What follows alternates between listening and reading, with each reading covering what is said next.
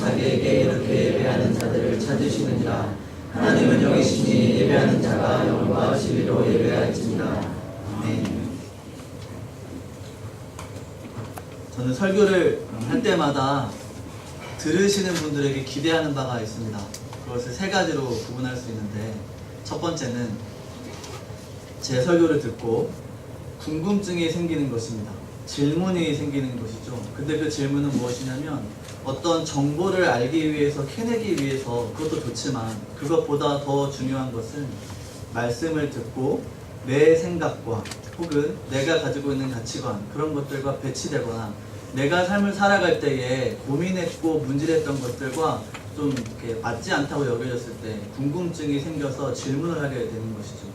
그런 질문을 받게 되면 굉장히 반갑고 무례하게 여기지 않게 됩니다. 저뿐만 아니라 모든 사역자가 그렇게 할 것입니다. 그리고 두 번째 기대하는 바가 있다면 저를 공격하는 것이죠. 하나님의 말씀을 듣고 그 마음에 찔려서 부담감이 되어서 공격하는 것입니다. 왜냐하면 말씀이 그 마음에 찔려서 그 마음 가운데 부담이 있고 하나님 뜻대로 살지 않는 것에 대한 정죄함을 받은 것이 너무 괴로워서 설교자를 공격하게 되는 것입니다. 일예로, 물론 정치적인 문제나 다른 사회적인 문제를 건드려서 기분이 나빠서 공격하는 거 말고요, 그런 것이 아니라 스데반 집사님이 설교했던 것처럼 하나님의 말씀을 전했을 때, 그 이제 미국에서 있었던 일인데, 그 말씀을 듣고 너무 괴롭고 찔려서 총으로 쏴서 설교자를 죽였던 혹은 부상을 입혔던 일들이 몇 번 있었습니다. 저는 그러한 일들을 기대합니다. 저에게 총을 쏘시기를 기대하는 게 아니라 정말 그런 마음의 찔림을 가지고 설교자를 향해서 공격하고자 하는 마음이 생기는 거죠. 제 심정을 좀 이해하시기 바랍니다. 그리고 세 번째, 제가 가장 기대하는 것인데, 가장 원하는 것인데, 말씀을 듣고 그 말씀의 지적인 동의뿐만 아니라 감정적인 동의, 신앙의 정서의 동의가 있고, 또 하나는 그 말씀을 깨달음으로 인하여서 내가 그렇게 살아가야겠다 라고 하는 은혜 받은 자의 모습이 나타나는 것입니다. 예배를 드리고 나서 무표정으로 혹은 잘 잤다 하는 표정으로 집에 돌아가는 것이 아니라 내가 정말 은혜 받은 대로 살아야겠다 라고 하는 마음으로 예배에 참석하고 설교 말씀을 듣는 것이죠. 저한테 은혜 받았습니다 인사해 주는 것을 저는 기대하지 않습니다. 그렇게 살아가는 것을 기대하는 것이죠. 여기서 해당되지 않는 사람이 있겠죠. 듣지 않는 분들에게는 해당되지 않습니다. 말씀을 듣지 않는 사람에게는 기대함이 없죠. 믿음은 들음에서 나는데 듣지 않기 때문에 믿음이 생겨날 일도 없고 믿음이 자랄 일도 없겠죠. 제가 이 말씀을 드리는 이유는 우리가 오늘 살펴볼 그 본문 말씀 중에서 참된 예배가 무엇인지 생각해 보면서 연관되어 있는 예이기 때문입니다. 오늘 예수님께서는, 그 당시에 예수님께서는 사마리아 지역을 굳이 일부러 지나가시면서 하나님께서 예수님을 통해 베풀어 주시는 계시의 말씀을 우리에게 주십니다. 그것이 무엇이냐면 두 가지를 구분할 수 있는데, 그 첫 번째는 사마리아 여인에게 하나님께서 베풀어 주시는 그 은혜의 놀라움을 알려주기 위함입니다. 바로 영생이 무엇인지, 생명이 무엇인지를 알려주기 위함이었죠. 그런데 사마리아 지역은 어떤 지역이었냐면, 여러분 잘 아시다시피 사람들이, 그 유대 사람들이 사마리아인들을 이방인이라고 취급하면서 되게 짐승처럼 여겼던 지역이지요. 그래서 사마리아 지역을 보통 지나가지 않았습니다. 지금 이제 말씀해 보면은 유대에서 갈릴리로 올라가는 길에라고 하시는데, 원래는 6일 길 동안 올라갑니다. 왜냐하면 사마리아 지역을 우회해서 돌아 올라가기 때문이죠. 베레아 지역과 대가볼리 지역을 지나서 위로 올라가서 6일 동안 걸립니다. 그런데 굳이 예수님께서는 사마리아를 통과해야겠다라고 하시면서 좀 짧은 길인 3일 길을 택해서 올라가십니다. 그 길에 바로 사마리아 여인을 만나게 되는 것이죠. 유대인들이 굳이 사마리아 지역을 가지 않는데 예수님은 일부러 그 지역을 찾아가십니다. 사마리아 여인에게 자신을 알리시고 또 예배가 무엇인지를 가르쳐 주시기 위함이었습니다. 이것을 가장 핵심적으로 보여주는 말씀이 14절 말씀인데, 우리 4장 14절 말씀 같이 한번 보겠습니다. 14절 말씀 같이 한번 읽어보겠습니다. 시작. 내가 주는 물을 마시는 자는 영원히 목마르지 아니하리니 내가 주는 물은 그 속에서 영생하도록 솟아나는 샘물이 되리라. 아멘. 하나님께서는 이 사마리아 여인에게 갈급해하고 목말라하는 그 심령에 모든 영생이 되는, 모든 생명이 되는 것이 오직 나밖에 없다라는 것을 알려주시고자 사마리아 지역을 지나가신 것입니다. 이것이 사실 사마리아 여인을 만나게 된 근본적인 예수님이 가지신 이유였습니다. 예수님께서는 이렇게 자신이 이방인들에게도 혹은 유대인들에게도 모든 사람에게 다 생명의 근원이 된다라는 것을 가르쳐 주시고자 사마리아 여인을 만나게 되는 것이죠. 이것이 14절 말씀이 바로 사마리아 여인을 만난 것의 핵심입니다. 그렇다면 이것에 그치지 않고 우리가 오늘 방금 읽었던 본문 말씀으로 이어지는 이유가 무엇일까요? 예배에 대해서 말씀해 주시고 계시는데 그 이유가 무엇이냐면 영생이 되는 예수 그리스도를 알게 되고 믿게 되었으면 그 사람은 반드시 예배의 자리에 하나님께서 요구하시는 그 예배의 응답으로서 참여하게 된다는 것을 알려주고자 하심이라고 볼 수 있겠습니다. 예배에 참여하는 것이 하나님께서 허락하여 주신 그 영생을 누린 것, 그 은혜를 받은 자로서의 마땅한 반응이라는 것을 말하고 있는 것이죠. 이 23절과 24절 말씀을 이해하기 위해서는 22절을 좀 우리가 분명히 좀 짚고 넘어가야 될 필요가 있겠습니다. 22절을 같이 한번 보겠습니다. 같이 읽겠습니다. 시작. 너희가 알지 못하는 것을 예배하고 우리는 아는 것을 예배하노니 이는 구원이 유대인에게서 남이라. 아멘. 여기서 너희는 사마리아인들을 가리키고 우리는 유대인을 가리키죠. 사마리아인들은 이방인이었고 우리는 유대인이었습니다. 유대인이라는 것은 하나님께서 택하신 백성이라고 하는 뜻이었죠. 이방인들은 알지 못하는 것을 예배한다 라고 말했습니다. 사마리아인들은 예부터 원래는 북이스라엘 수도였던 사마리아였지만 하나님을 섬겼던 도시였지만 아수르에게 멸망한 이후로 사마리아 사람들은 하나님과 자신의 풍습대로, 민족의 풍습대로 자기가 원래 섬겼던 신들을 같이 섬겼습니다. 한마디로 혼합 종교였죠. 혼합 종교가 기독교의 신앙입니까? 하나님을 믿는 신앙입니까? 아니죠. 그렇지 않죠. 하나님을 믿지 않았다는 얘기를 다른 말로 표현한 것이죠. 그렇기 때문에 유대인들은 이 이방인들의 예배에 대해서 잘못됐다, 틀렸다라고 말했던 것입니다. 그런데 예수님은 그것을 그냥 지적하는 것이 아니라 바른 길로 인도하시기 위해서 말씀하신 것이죠. 너희가 그렇게 예배했던 것, 그 사마리아 산에서 예배했던 것 잘못된 것이다.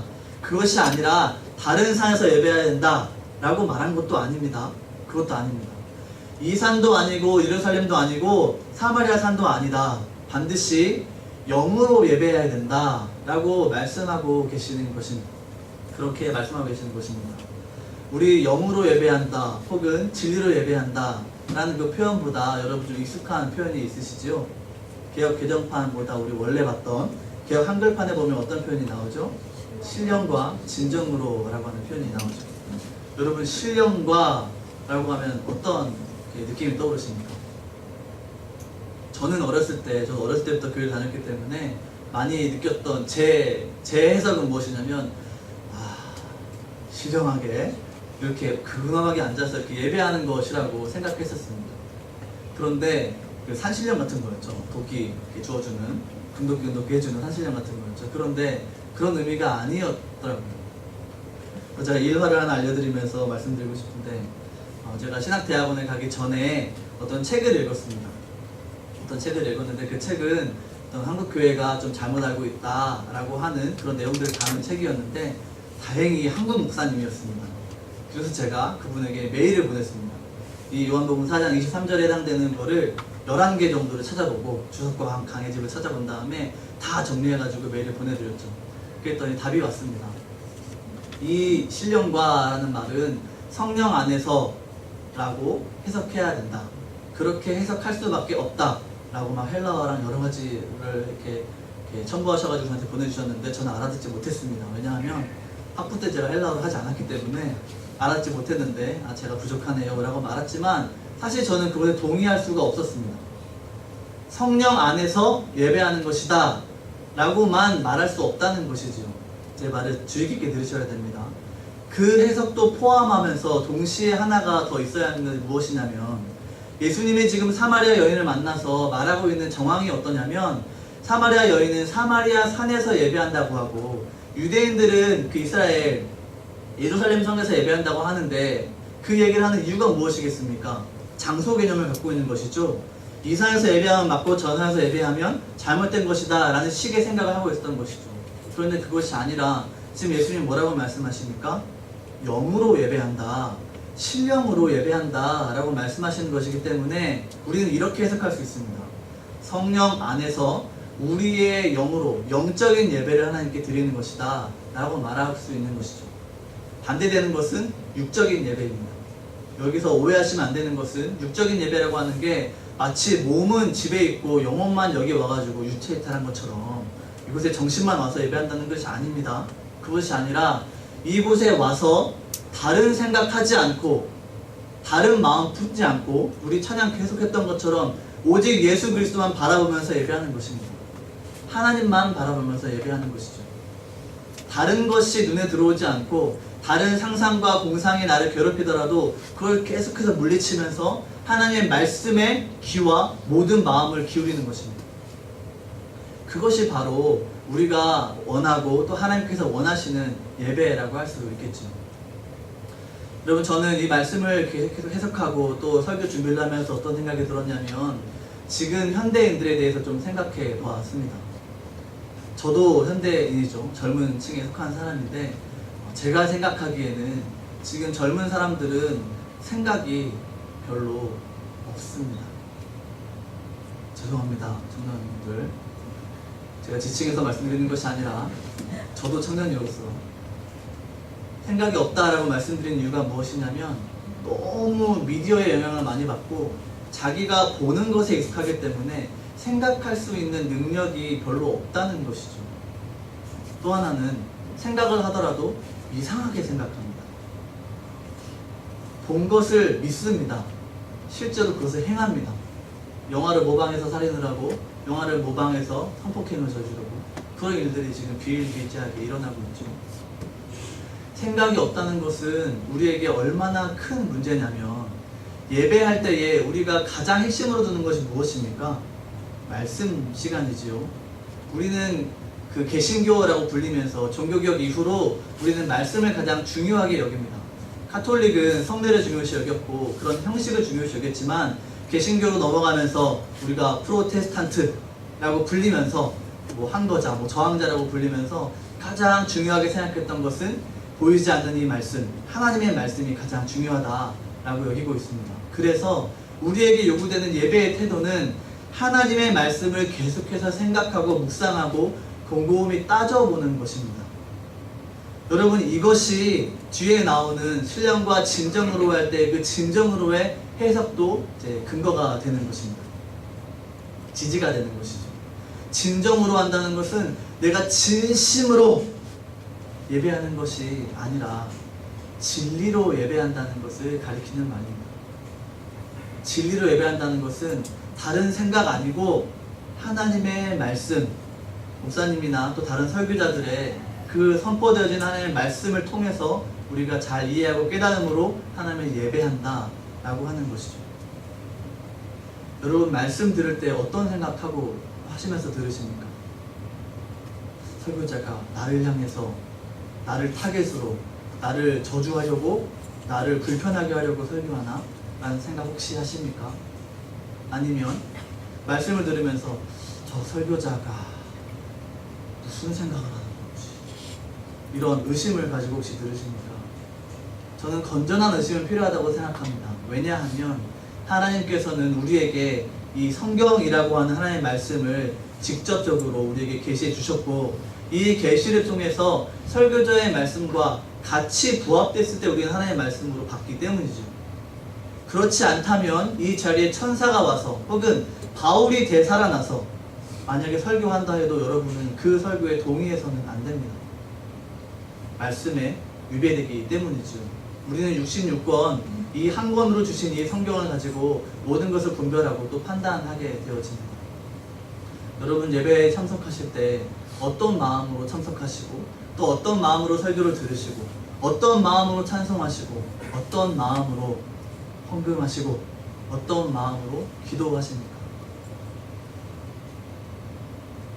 제가 일례를 하나 말씀드리고자 합니다. 저는 어렸을 때 이렇게 음대를 갈 줄 알았습니다. 음악을 굉장히 뛰어나게 잘해서 다른 사람보다 멜로디언을 항상 A를 맞았고 리코더는 늘 A를 맞았습니다. 물론 미술은 C였지만 음악에 있어서는 일가견이 좀 있어서 죄송합니다. 그렇게 잘해가지고 음대 갈 줄 알았습니다. 부르심이 이렇게 판단하지 않고 부르심을 그랬는데 그 음악을 하면서 당연히 청년으로 있을 때 이렇게 200만 원짜리 기타를 사가지고 찬양 인도를 하면서 2,000명 되는 교회에서 그렇게 찬양 인도도 하고 이끌기도 하고 키우기도 하고 그런 역할들을 했었습니다.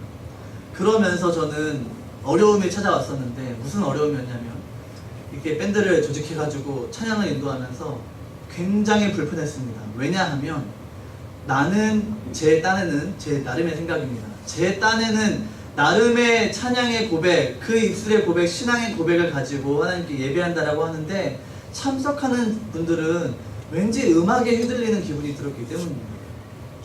빠른 노래 나오면 박수 치는데 느린 노래 나오면 박수를 안 치죠. 그럴 수 있죠. 그런데 중요한 건 이것이죠. 빠른 노래 할 때는 기뻐서 찬양하는데 느린 노래 나오면 무조건 우울해서 찬양합니다. 제 의도를 좀 잘 파악해 주셨으면 좋겠는데 빠른 노래를 부르더라도 그 가사에 집중하면서 묵상하다 보면은 눈물이 날 때가 있습니다. 느린 노래를 부르더라도 그 은혜가 너무 감격스러워서 웃음을 지으면서 박수를 칠 수도 있는 것이죠. 그런데 우리는 마치 음악이 우리를 다 지배하는 것처럼 가사보다는 마치 음악에 좀 더 관심이 가서 그것에 굉장한 마음을 빼앗겨서 그 음악이 너무 좋아서 음악이 끝나면 허무할 정도로 온 마음을 뺏겨서 찬양할 때가 있습니다. 여러분, 그건 찬양하는 게 아닙니다. 그건 그냥 도취되어서 예배하는 것이죠. 그리고 또 하나, 여러분 헌금하실 때 어떤 마음으로 헌금하십니까? 헌금이라고 하는 것은 내가 하나님 예수 그리스도로 인하여서 구속받은 것에 대한 감사함과 기쁨과 주체할 수 없는 그 감격 때문에 내 받은 것이 모든 것이 하나님 것이다 라고 하는 마음으로 일부를 구별하여 드립니다. 적은 것이지만 드립니다 라고 하는 두 랩돈처럼 하나님께 전심으로 다 드리는 것이죠. 내 모든 것을. 그런데 우리는 때때로 11조 안 하면 저주받을까봐 30만원 11조 안 했더니 사고 나가지고 30만원어치 사고가 날까봐 그런 기계적인 어떤 저주를 두려워하면서 드릴 때도 때로는 있죠. 제 얘기입니다. 다른 분 얘기가 아니라 제가 그랬습니다. 저희 아버지도 그러셨고요. 실제로 있었던 얘기입니다. 그러면서 그렇게 생각하시더라고요. 저는 어렸을 때 그렇게 생각하면서 그게 마땅한 건 줄 알았습니다. 당연한 건 줄 알았습니다. 그런데 그렇지 않더라고요. 신앙을 가지고 하나님 앞에서 신실하게 살아가려고 하다 보니 하나님의 말씀을 깨달아가면서 이해하다 보니 그런 일은 정말 내가 하나님을 잘못 본 것이었구나 라는 것이었죠. 제가 하나를 예를 들겠는데 여러분, 이게 1,000원짜리입니다. 주보지만 1,000원짜리입니다. 제가 유초등부를 6년 가까이 이렇게 지금까지 전도사로서 해왔습니다. 그러면서 헌금할 때에 많은 친구들을 봤는데 거의 대부분은 그냥 이렇게 드립니다. 헌금 바구니 지나갈 때 드리는데 어떤 친구들은 이런 친구가 있어요. 실수로 헌금위원이 좀 지나친 거죠. 못 받고. 그랬을 때 그 친구가 초등학교 1학년이었는데 그 친구가 여기 1,000원짜리 흔들면서 여기 이렇게 하는 거죠. 그리고 또 하나, 이게 뭡니까? 이거 비행기 접어가지고 배 접어가지고 했다가 다 펴가지고 어쩔 수 없이 이렇게 드리는 경우를 보았습니다. 이게 재밌는 이야기일 수 있겠지만 여러분, 이건 하나님께 헌금한다 라고 하는 의미를 거의 깨닫지 못한 상태라고 말할 수 있겠죠. 옛날 어르신들은 공감하실 텐데 돈이 여러분 구겨져 있었을 때 옛날 분들은 다리미로 드렸습니다. 다리미로. 스팀 다리미는 없었겠죠? 다리미로 잘 다려가지고 헌금해야 된다. 그래서 어디다가 놓습니까? 성경책 사이에 집어넣고 꼭 가져가죠. 때로는 그 먼 길을 몇십 리를 걸어가지고 은행에 가서 새 돈으로 바꿔옵니다. 여러분, 제가 다림질 하시라고 은행 가서 새 돈을 바꿔오시라고 말씀드리는 거 아닌 거 아시죠? 어떤 얘기입니까? 예배를 준비하는 마음이 있었다는 것이죠. 그분들은 최소한 지금은 우리가 헌금이라고 말을 하지만 그 당시에는 헌상이라는 표현을 했습니다. 헌상이라는 표현이 무엇이냐면 나 자신을 다 헌신하여 하나님께 올려드립니다 라고 하는 의미에서 헌상이라는 예전에 표현을 썼습니다. 60년대 이전에는 그렇게 표현을 썼습니다. 근데 지금은 헌금이라고 하니까 마치 돈을 내야 되는 것처럼 강요받는 것처럼 이해되는 약간 의미가 축소된 좀 의미가 있는 것 같습니다. 그 당시에 그렇게 하나님께 다 드리고자 준비하고 애쓰고 수고했던 그 일들이 지금의 현실에는 제가 보기에는 잘 보이지 않는다는 것이죠. 여러분, 제가 평일에 일하시면서 직장인으로서 또 사회인으로서 일하시는 것, 또 대학생들 학교에서 공부하고 또 아르바이트하고, 그걸 제가 이해 못해서, 너무 피곤한 걸 제가 이해 못해서 이런 말씀 드리는 게 아닙니다. 그게 아닙니다. 여러분, 피곤하고 힘든 거 잘 이해합니다.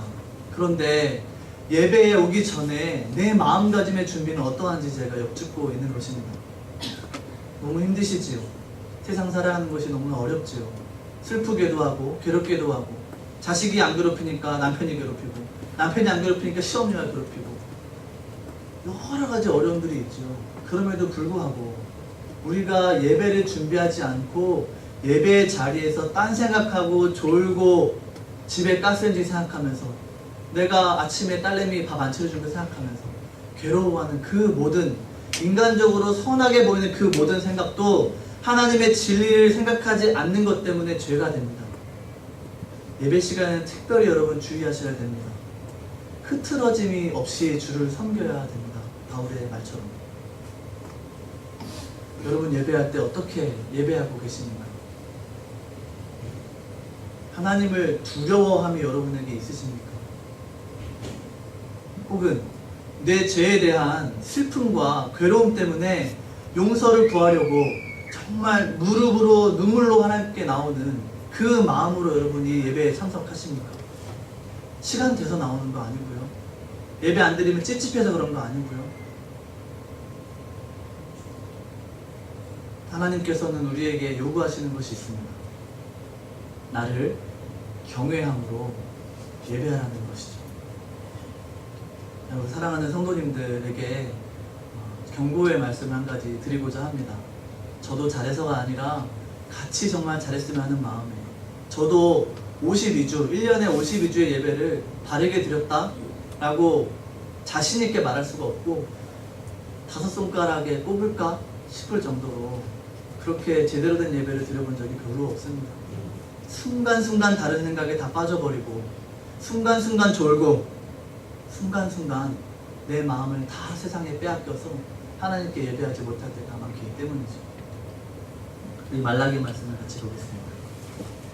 말라기 1장 6절에서 10절 말씀입니다. 구약성경 마지막 책이지요.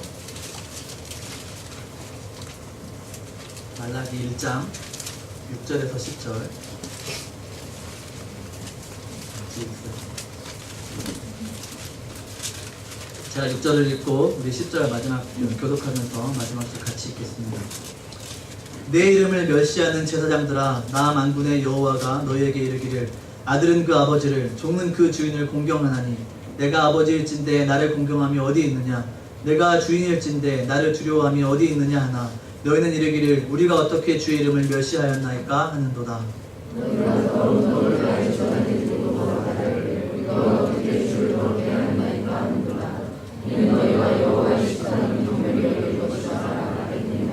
만군의 여호와가 이르노라, 너희가 눈먼 희생제물을 바치는 것이 어찌 악하지 아니하며 저는 것 병든 것을 드리는 것이 어찌 악하지 아니하냐. 이제 그것을 너희 총독에게 드려보라. 그가 너를 기뻐하겠으며 너를 받아주겠느냐. 만군의 여호와가 이르노라, 너희는 나 하나님께 예배를 구하면서 우리를 불쌍히 여기소서 하였도다. 너희가 이같이 말했으니 내가 너희 중에 하나님을 보내리라. 읽겠습니다. 만군의 여호와가 이르노라, 너희가 내 제단 위에 헛되이 불사르지 못하게 하기 위하여 너희 중에 성전문을 닫을 자가 있었으면 좋겠도다. 내가 너희를 기뻐하지 아니하며 너희가 손으로 드리는 것을 받지도 아니하리라. 아멘. 하나님께서는 우리의 예배의 모습을 보면서 지금 이곳이 성전은 아니지요, 예배당이지요. 예배당이지만 마치 이렇게 말씀하시는 것 같습니다. 너희 예배가 너무도 형편없고 나를 멸시하고 모욕하는 것 같아서 이 예배당에 아무도 들어오지 못하게 막았으면 좋겠다. 이것이 내 소원이다 라고 말씀하시는 것이죠. 여러분, 이 말씀이 우리 보고 예배하지 말라라는 말씀입니까? 너 들어오지 마, 가정에서 볼 수가 없어, 이렇게 하나님께서 말씀하시는 것입니까? 아니죠. 그게 아니죠. 무엇입니까? 정말 내가 나를 찾는 그 한 사람, 정말 나를 경외하면서 나를 사랑하는 마음으로 예배하는 그 한 사람을 내가 보고 싶다 라고 하는 하나님의 심정을 보여주는 것이죠. 어머니가 자식 보고 너 이 새끼다 이렇게 말할 때 진짜 나가는 말입니까? 물론 이제 당장 나가야죠. 화를 모면해야 되니까. 그렇지만 그 진심이 뭡니까? 그러면 어떡해, 그러면 안 되잖아 라는 마음이시죠. 그것처럼 우리 아버지 되시는 하나님께서 우리의 예배를 기뻐 받으시기 위해서 우리에게 요구하시는 것입니다. 신령과 진정으로 예배해라. 다른 생각하지 않고 다른 세상적인 염려, 재리의 근심, 안목의 전역들 다 내려놓고 내 앞에 나와서 나만 바라보면서 예배해라. 온 천하의 주제 되신 하나님께서 우리에게 명하시는 것입니다. 이건 권유가 아닙니다, 여러분. 이것은 우리에게 그렇게 좀 해줄래? 라고 말하는 부탁이 아닙니다. 명령입니다. 그 명령에 어긋나게 되면 우리는 죄를 범하게 되는 것이죠. 마지막으로 제가 지금 초등부를 담당하고 있죠. 청년부도 그렇지만 초등부에서 매주 부르는 노래가 하나 있습니다. 아이들 노래로 좀 만들어진 것인데, 저도 되도록이면 찬송가랑 복음성가 쓰고 싶지만 그 노래는 너무 좋아서 매주 부릅니다. 그 가사가 어떠하냐면 후렴입니다. 하나님께만 예배하고 하나님을 경외하는 가장 소중한 마음을 하나님께 드려요 라는 노래입니다. 제가 정말 이 노래에 빠져가지고 매주 이 노래를 부르지 않을 수 없는 지경에 지금 이르렀는데, 여러분, 제가 감히 여러분에게 여쭙겠습니다. 정말 하나님께만 예배하고 하나님만을 경외하며 예배하고 계십니까? 예배하는 가운데에, 하나님을 찬양하는 가운데에 감격함과 기쁨과 그 평안함을 맛볼 수 있는 것은 우리가 말씀에 귀 기울이고 그 말씀을 좋은 밭을 준비하여서 잘 받고 그 말씀에 따라 살아가고자 하는 그 마음을 가질 때, 그때에 우리의 마음이, 우리의 삶이 달라지게 됩니다. 가장 분별하기 좋은 게 어떤 건지 아십니까? 여러분의 표정과 눈빛에 다 드러납니다. 여기 서면 다 보이거든요. 예배당을 빠져나가는 여러분의 얼굴을 보면, 여러분의 눈빛을 보면 그것을 느끼게 됩니다. 전 신비주의자가 아닙니다. 오해하지 마십시오. 뭐 알고 막 전쟁처럼 외치는 게 아니에요. 사랑하는 성도님들, 하나님 안에서 신령과 진정으로 함께 예배했으면 좋겠습니다. 우리에게 요구하시고 우리에게 원하시는 것은 하나님께서 나를 경외함, 나를 사랑함, 그것을 찾으시는 것입니다. 그렇게 신령과 진정으로 예배하는 우리가 되기를 주의 이름으로 축복합니다.